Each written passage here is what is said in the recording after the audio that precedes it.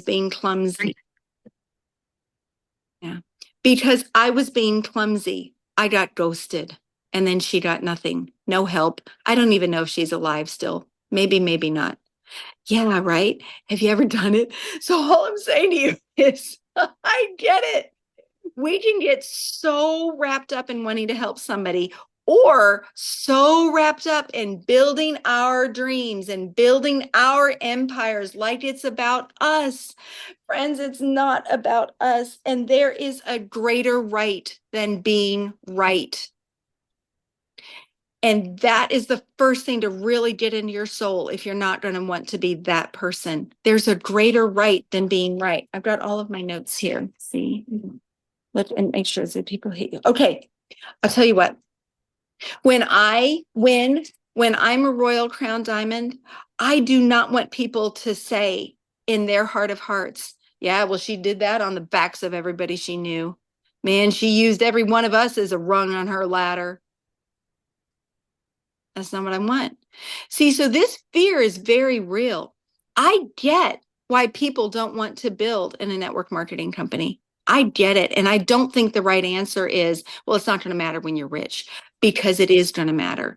When I am a Royal Crown Diamond and I'm making $1 million a month, not that they all do, just that that's, when I'm there, what I want my family and friends who did not enroll with me to say is, wow, she never pushed me. I want them to say, she must be killing it. She must be helping other people, because the way you treat them is the way they think you treated everybody. We've got to stop chasing the people that are not interested yet, even if we know that they need it. I am not the first out the door when somebody calls, oh, they have the C word or they have this or that. I am not the first one to send them a protocol. It doesn't happen. We have to do this without being that person, because it's not just about you. This is about the company reputation too. Those companies that have that reputation, they have it for a reason. That's not who we are. That's not who Gary was. And I'll tell you what, Gary wasn't a one-trick pony. He knew about a lot of stuff, not just oils. And he served in a lot of different ways.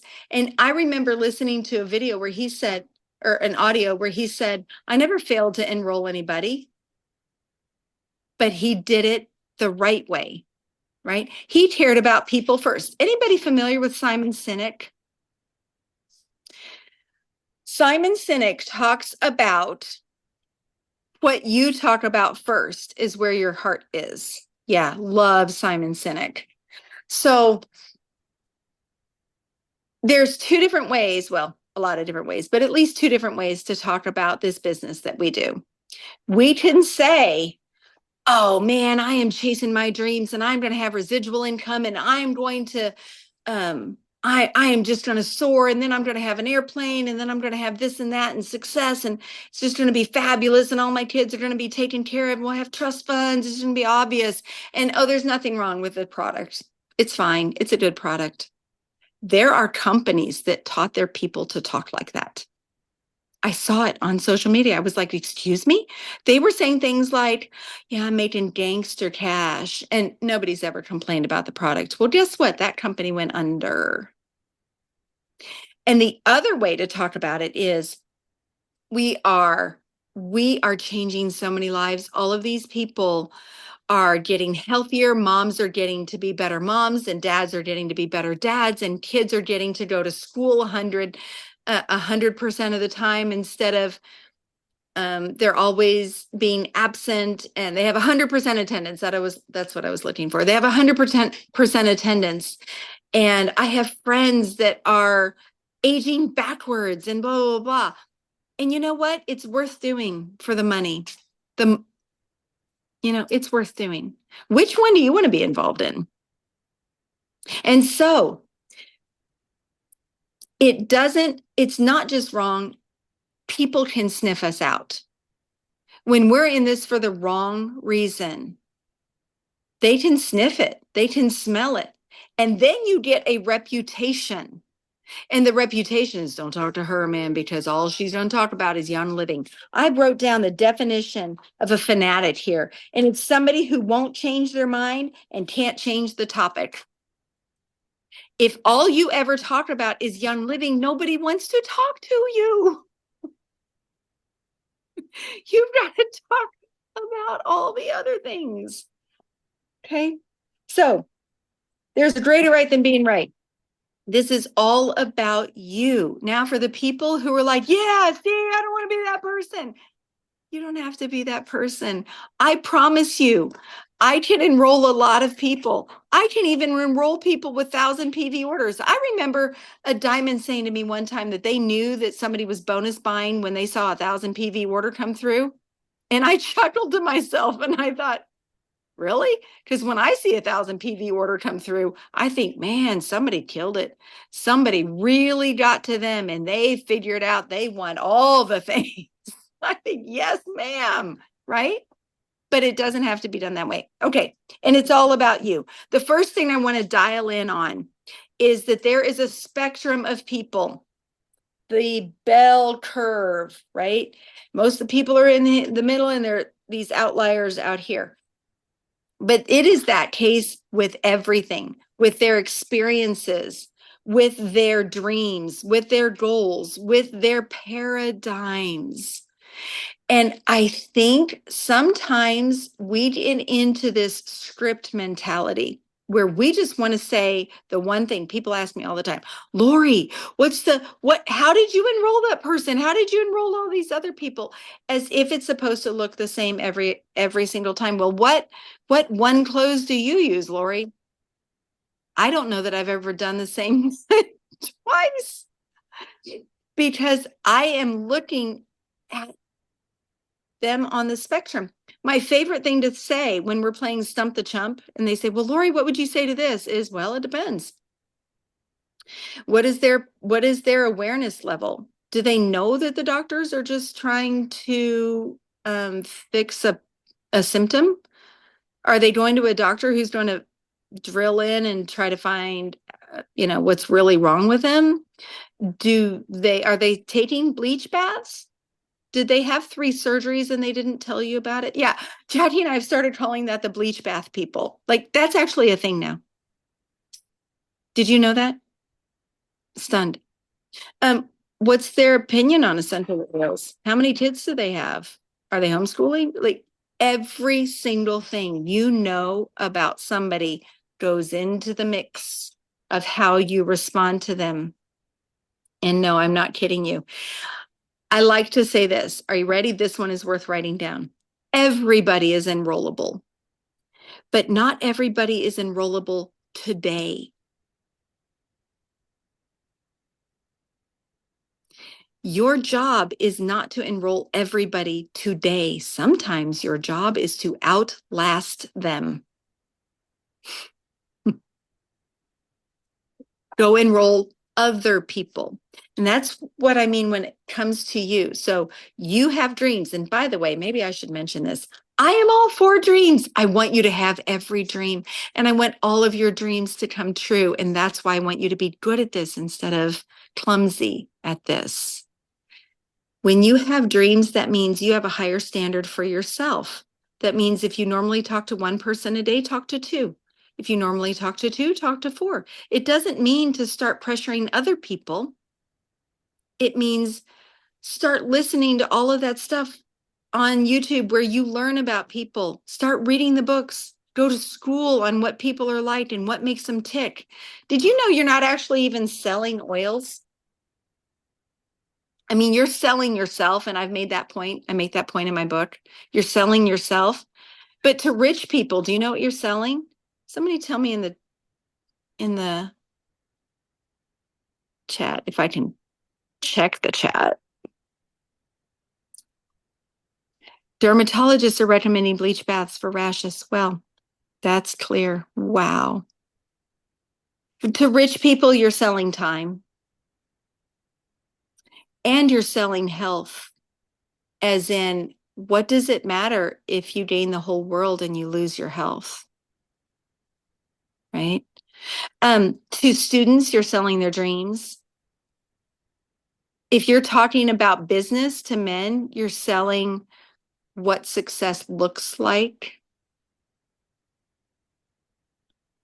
Here's another one to sell to men: the health of their family, because they don't think they need it. To women, you're selling what success would feel like. Oh, I love that. To kids, you're selling how do you beat the man. To moms, you're selling the health of their kids. To parents, you're selling the health of the kids, right?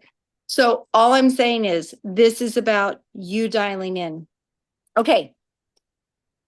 Can I tell you a story? I used to be a consultant. I used to think I knew stuff, to Fortune 50 companies all over the world, like so Coca-Cola, Ford Motor Company, Qualcomm back when they owned a stadium, um, Ocean Spray, Helene Curtis, Hershey's, like big companies, right? And I used to customize everything to that company. But do you know what that actually looked like now that it's been 30 years? Some years, I can tell you what that looks like. Looks like I went in and I asked a bunch of questions.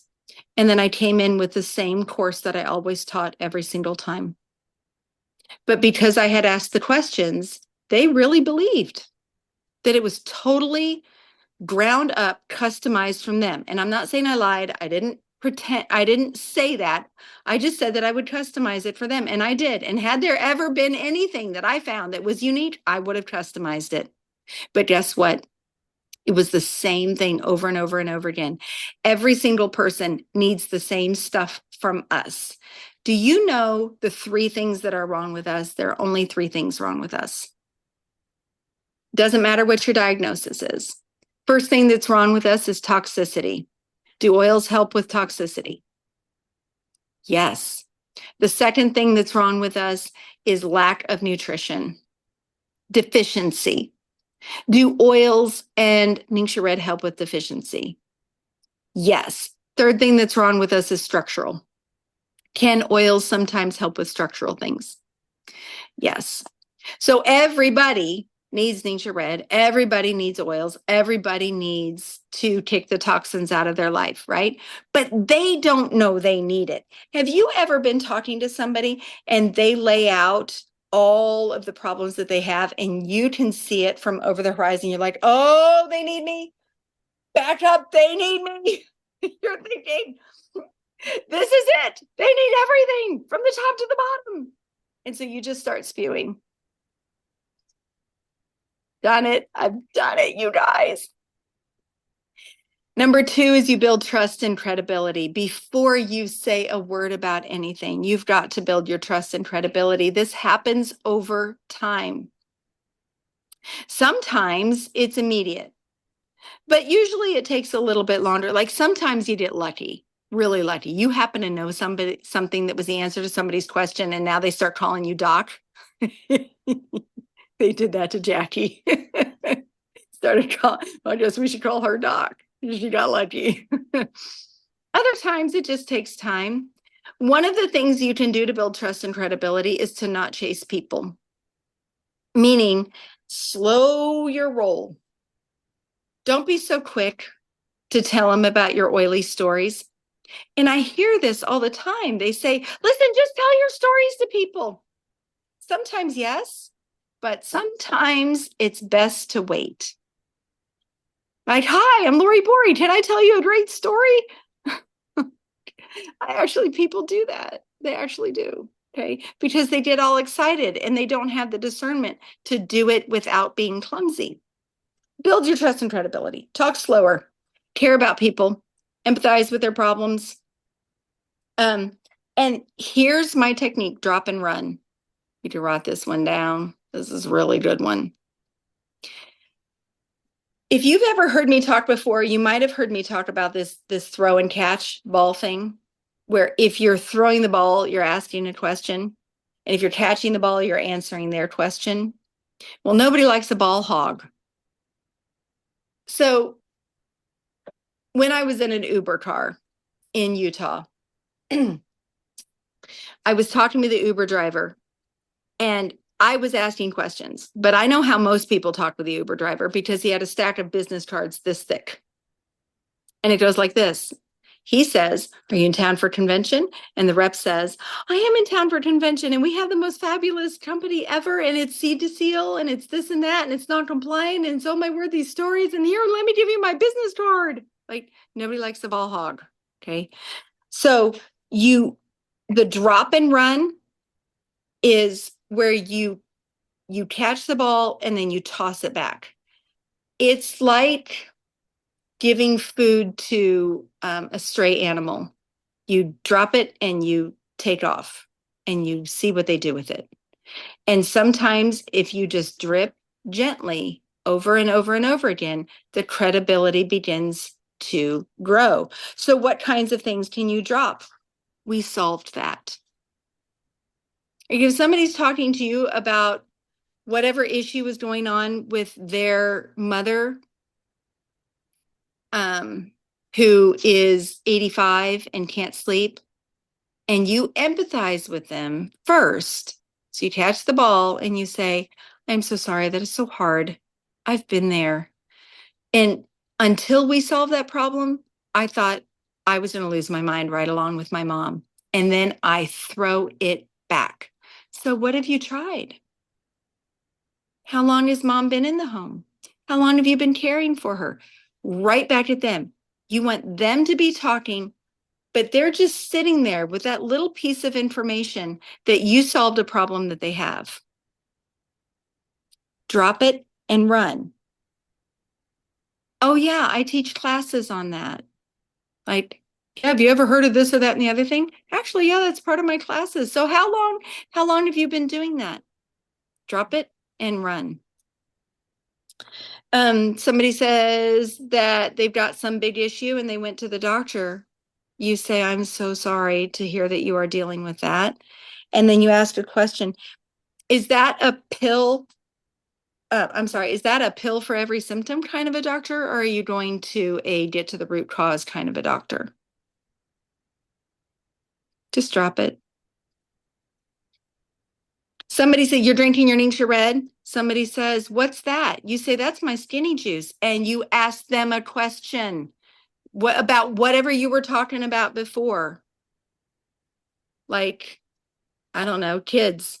How many kids do you have? Without taking a breath in between. But see, what a lot of young living people tend to do, which makes them that person, is, "Oh, this is my Ningxia Red and it fills in this number of amino acids and it's grown in the blue zone um, in the foothills of the Himalayan mountains, and it fills in all of the gaps in your nutrition and it makes me lose weight and it's just really, really fabulous." And nobody likes a ball hog.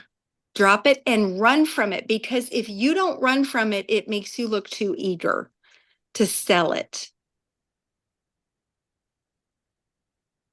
Yeah, word makes it look like it's about you. Here's another one.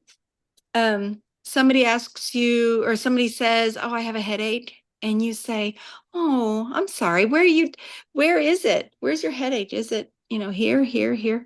Oh, they say, "Well, right, it's right in the middle." And you say, "Oh, that's a dehydration headache. Sister, go get some water, put a little bit of salt in it." That just built your credibility. Now they know you know stuff. And that's the kind of thing you want. I'm not that quick to pull out the peppermint. I might later if the water doesn't work. I'm quick to pull out lavender for a burn. But when somebody starts talking to me about big, big problems, I am not the one with the protocol for your autoimmune disease in my pocket. "Oh, I know somebody else who had that. And listen, that blah, blah, blah, blah, and then we did the essential oils and blah, blah, blah, blah, and they're cured, and here's my link."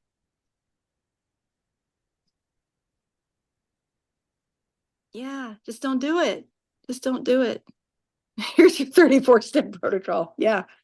Little nuggets of knowledge. Teach little concepts, not talk about my product. Concepts like the overall health and or okay, if you go to a doctor that's a symptom chasing doctor, you can say, and they're frustrated about it. You pile on with them and you say, I know, it's like going to the mechanic and having him pull out the duct tape and stick it over the check engine light, and then back to them with a question. Now they know that you know. One of your favorite things. Tell me more about that. Yes, then shut up. And then somebody said, I think people naturally chase unfinished information. Yes. Oh, they really do. Okay. Let's see. Somebody says, my kid had 3 doctor's appointments and 3 rounds of antibiotics. Oh, have I ever told you about essential oils? They're really good for your immune system. And then you're not going to have to go to the doctor anymore. Like, oh, don't do that. But you could drop, I am so sorry. That must be great. That must be, I can't even imagine having to deal with that. We haven't been to the doctor in 15 years. That's awful. You poor thing. So what did the doctor say? Then I go right back to question about them. But I've dropped it. We haven't been to the doctor in 15 years. They're going to come back and chase you down for that information. Make people chase you. Make your phone ring. Make your phone ding by building the trust and credibility. Okay. Another thing I like to do with that, here's a little quote for you. When the leaves on the tree turn brown, don't paint them green and tack them back up. So somebody's talking with you and they say, oh, I'm taking my mother to the doctor, and then I have to go to another doctor, and then I have to go to another doctor. And you say, that is so hard. It's like none of them realize that when the leaves on the tree turn brown, you don't want to just paint them green and tack them back up. You want something for the tree. How many do you go to? And right back to them. Now they know that you know, and that you're naturally minded and you might know stuff, right? Take some time with the people that you know to build trust and credibility. And by the way, that goes for online too. When you share information and answer people's questions that they naturally have, you start attracting people who want to know things like that, and they think you know stuff. And I'm not saying get online and say, use lavender for burns. I'm saying get online and teach concepts. Okay, the next one is to ask questions. We've talked about not being a ball hog. Here are some of my favorite questions, you guys. If you do nothing else, ask questions. Let me tell you how I messed this up one time. Do you want to hear? Want to hear Lori Boy fail? There's so many, but I'll drop this one for you. So I have been working on my hairdresser for 3 years. And I walked in recently after doing the balance and burn, and she took one look at me and said, you've lost weight. And I said, I have. And how have you been? I sent it right back to her, you guys, right back. I can't remember all the questions, but 4 times she chased me down. What are you doing? What are you doing? And I said, oh, we can talk about that later. And right back at her with other questions. And on the 5th time, I caved. And I said, I've been doing a supplement and it just completely took away the food noise. And you know what she said? I don't struggle with food noise.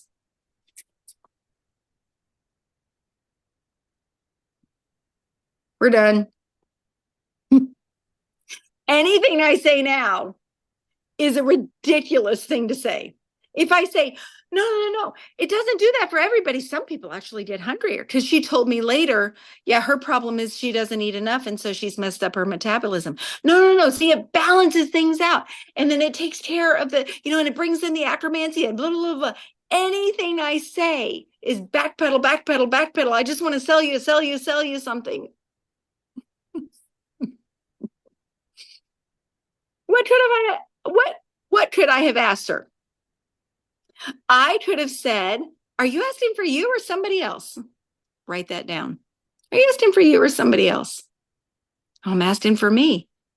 Really? You look slim enough to me. I don't understand where this, oh no, I'm hiding it. Really, this is bad. I used to be a size 0, and now after menopause, I'm a size 6, and I'm ready to, get off myself. This is terrible. I could have said, what do you think it is? Would you please write that question down? What do you think it is? What have you tried? Did you know there's a neurological reason you ought to write stuff down? Goes right to your brain. What have you tried? When did this start? Started at menopause. And every question leads to another question. Is there anything else going on? Or is it just the weight? Oh, I can't sleep. I this and this. I'm not hungry anymore. I never eat. I think I messed up my metabolism.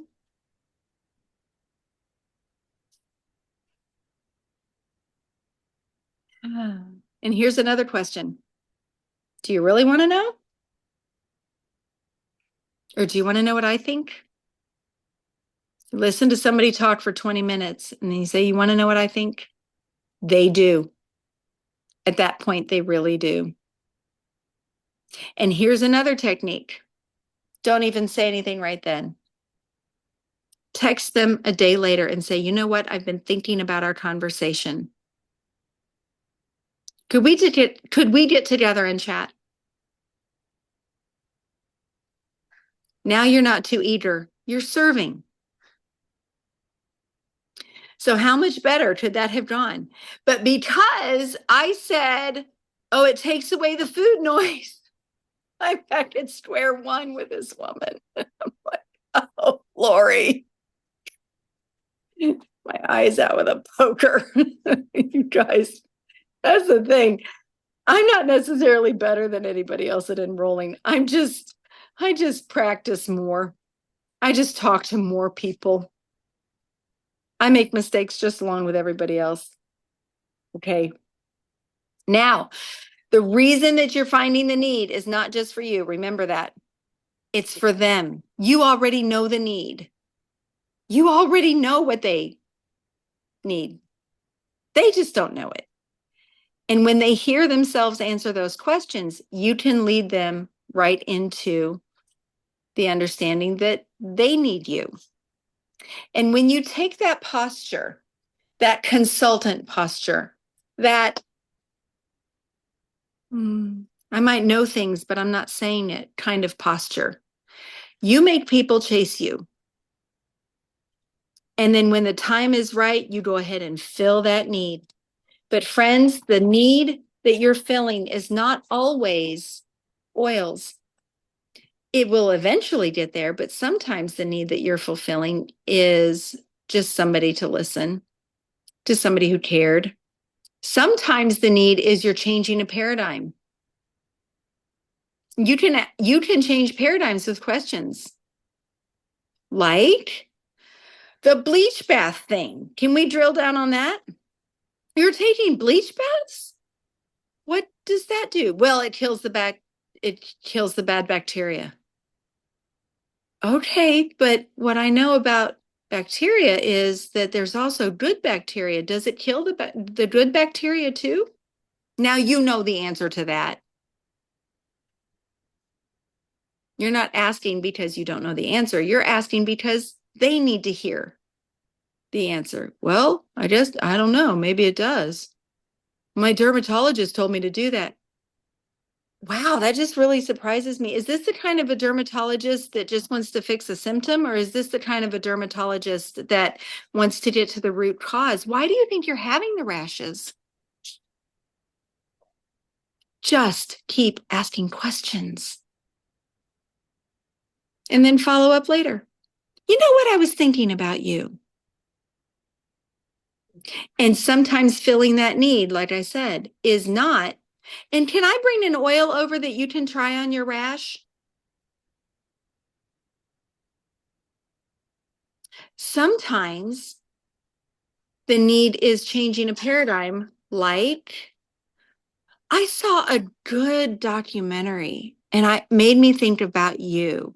Can I send it to you? It's called Stink.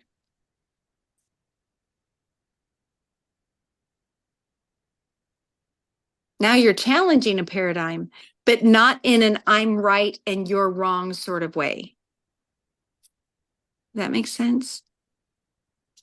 Okay. So we've been talking for about 40 minutes. I want to go back and look at the stories that you guys told me. That means I have to click the right button, though. And I want to see what questions you have, because let's apply some of this stuff. I'm reading. At your mother-in-law's estate sale. Way to go, Sarah. You put deep relief on a friend at Pilates. Now that one I would be quick to pull out, because somebody's, in urgent situation right now. I've enrolled people because they had a tooth that was just not going to let them sleep. And we took a capsule, we put some thieves on it and took a capsule of some other stuff. You pulled a wonderful out of your tote at lunch with a friend and told her all about how I was taking my election polling site I was working at, and she left there wanting one. That is fabulous. Oil up, Buttercup. It makes people want what you have, doesn't it? Oh, I love it. You told somebody what to do. Okay, Heather, let's talk about that. Is there ever a time to tell people what to do? Yes. Has your gut ever just said, this person's on the edge. I need to just tell him to do it. I need to just boss him around. Yes. You guys, there's so many different kinds of people. And some people like to be told what to do. Just tell them, just boss them, just do it. But that, again, gets into your skill level and your knowing when it is the right time to just say it. Okay, you're looking to start. Good job, Pollyann. At a vendor show, she needed to feel better. She wants help with this. So grabbed a B&B brand partner far out. Vendor shows. Oh, if you guys, especially if you're an introvert, introverts love vendor shows typically. And the reason they love vendor shows is because then somebody else is walking up to them who clearly wants to talk to them. And it just takes all of the pressure off. But I tell you what, guys, even at vendor shows, ask questions. What made you walk up to my table? What was interesting here? Have you ever heard of essential oils? What supplements do you take what do you do for your health? What do you do to make, to help you not age? What do you do? Sorry, it took years of the friend, but she finally saw an opening with B&B. Yes. Sydney, people don't buy the product, they buy you. She saw you having success with it. Congratulations. Husband's co-worker is finalizing cancer treatment. He and his wife reached out to me about oils, in particular frankincense. Yes. Yes. That sounds like you were asking a lot of questions. Have you ever given an oil to somebody and it didn't work? And then they wrote off oils? I've had it happen. That's why it depends. Like if it's deep relief in a muscle, boom, do it. If it's somebody who wants to have better cognitive function, I will talk to them about the 226% increase in cognitive function as found in studies. And if they want to try it, I can help them get started in that. But I'm not as quick to do that. I am certainly not quick when it is a complex set of diseases, not diseases, but diseases, and it's complicated. And they probably have, 3 surgeries that they didn't tell me about, and they've got diagnoses out the door, out the, yin yang, and I'm giving them an oil to put on their face, and no, because rash comes out, and who do they blame? Right. So for complex situations, I educate about how the body works. I give them the videos to watch. I suggest books to read. And if they want to know, if they want to give things a try, I am happy to help them. But I am not out the door with promises and free oils and everything else. That is a great way to turn people off and to get them to blame you. So that's just, there's too much. No. Okay.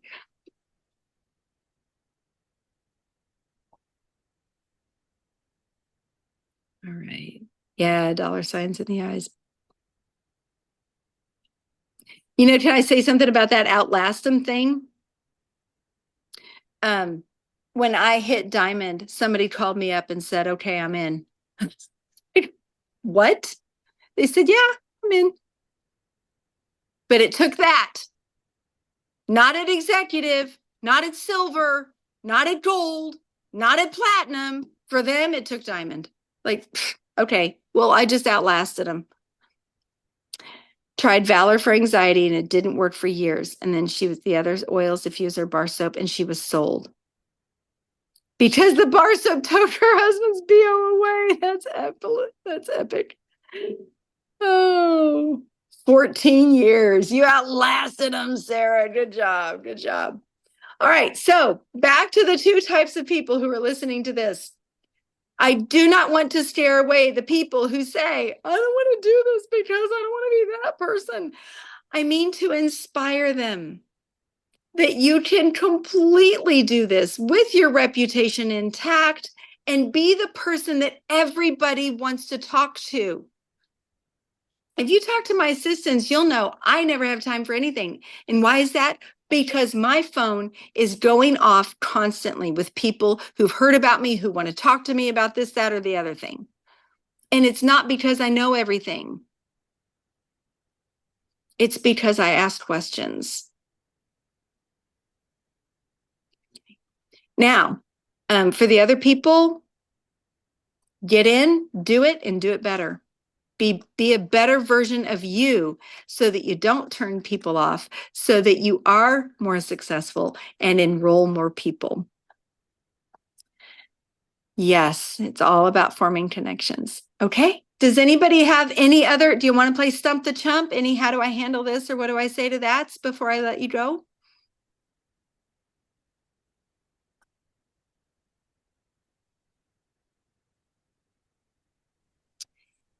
If not, then it wouldn't be Lori Bori if I didn't remind you to close. Closing doesn't have to mean asking for the sale. Closing can be, let's take this to the next step of understanding. Your job in this world, just for the betterment of the world, is to move the needle for somebody all the time.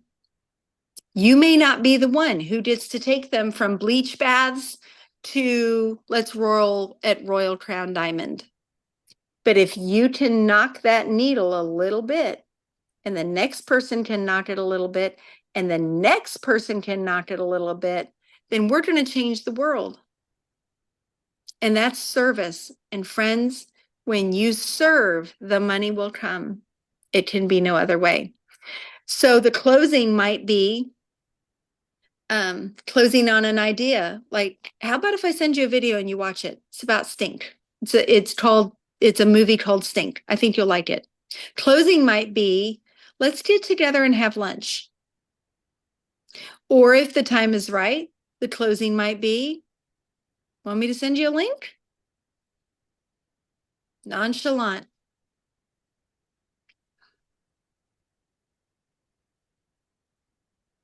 Okay. I hope it blesses you. I believe it will. I I needed to hear the speech myself. That's why I signed up for this one. It always puts me in the spirit of the thing. Thank you. And thank you all for coming. It shows that you are on the right track. Again, the people who need to hear this sometimes don't come. Isn't that the funny thing about life? But you guys heard it. And there's only one way to get better, and that's to practice and not beat yourself up when you did it wrong. Like, I'm not going to beat myself up about my hairdresser gal. I'm just going to keep on going, right? Practice, practice, practice. Practice makes progress. So thanks for coming, you guys. All right, take care. And thank you, April. Thank you, Sarah. Bye, everybody.